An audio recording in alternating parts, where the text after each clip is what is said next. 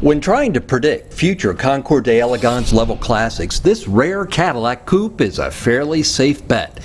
Less than 3,000 of Cadillac's first electric-powered cars were made for model years 2014 and 2016 before the plug was pulled on what will likely go down in history as a technological marvel that was ahead of its time.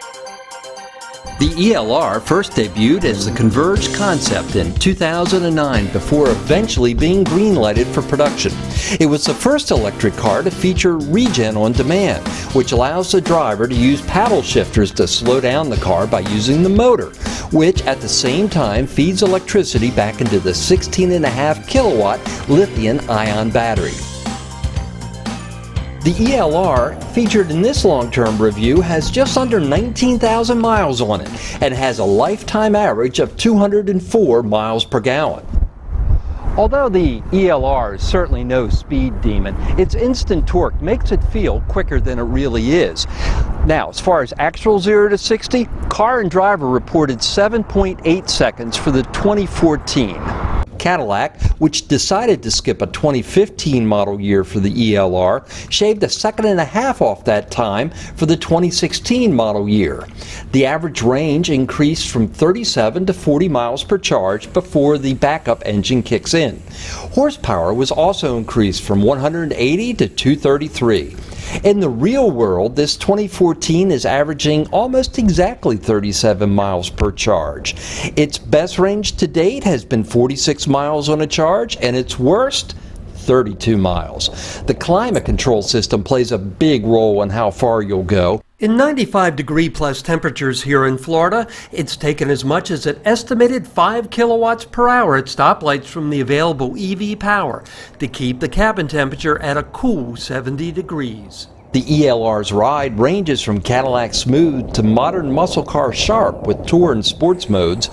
Sports tightens up the steering and damping while also increasing throttle response. There are also 2 more modes.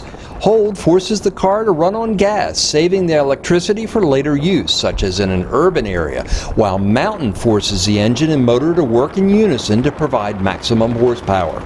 As with all cars with electric motors, one of the first things you notice is the silky smooth acceleration, making it particularly appropriate for a Cadillac.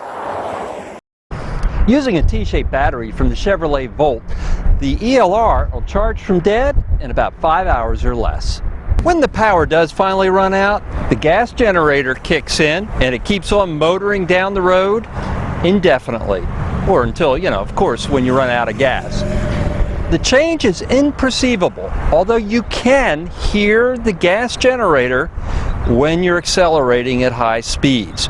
But the overall switch, you can't tell, or at least I've never been able to tell, other than looking at the actual dashboard and the readout that'll show you when the gas engine has started running in this plug-in hybrid. Inside, the ELR's cabin is top-notch with a configurable 8-inch LED dashboard along with Bose speakers, leather, real wood, brushed metal, and carbon fiber.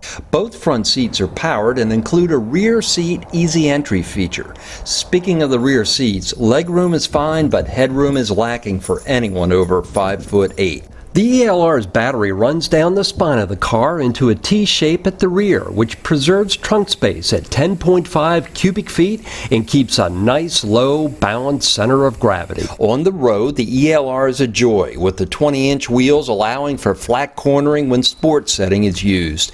In my opinion, the ELR is the best-looking Cadillac to come out of GM's design studio since the 1967 Eldorado. In a nod to Cadillac's past, you can just about see a hint of tail fin in the taillight's sharp vertical angles, which of course is a nod to the tail fins of the 1959 and early 60 Cadillacs. The ELR was also the first GM to feature LEDs for all major exterior lighting groups. So what about the downsides? Well, I've had one electrical issue that took several trips to the dealer under warranty to correct. The power seats and power doors would die, forcing me to use the manual door release. In the end, it turned out to be a loose bolt that was interrupting the current from the accessory battery. Cadillac Q. Although generally good, it can be infuriating at times. The navigation contact system rarely works, failing to pull up addresses, and the voice recognition is hit or miss. Back to the pluses, the adaptive cruise control is a dream. It takes a lot of stress out of urban interstate driving. Although it was clearly a failure in the marketplace for used car shoppers such as myself, it turned out to be a reasonably priced car, costing less than a new Chevy Volt with just 10,000 miles on the ELR's clock. That means the original owner suffered more than a 50% depreciation in just 2 years. Cadillac's marketing and pricing for the ELR just didn't make sense. My car's original MSRP topped $80,000 before the $7,500 federal incentive. Had the car been priced closer to $55,000 or so, which would have still been a fair markup from the Volt, it might have been an entirely different story for the ELR. Since this video was shot more than 4 years ago, I've racked up more than 53,000 miles on the ELR.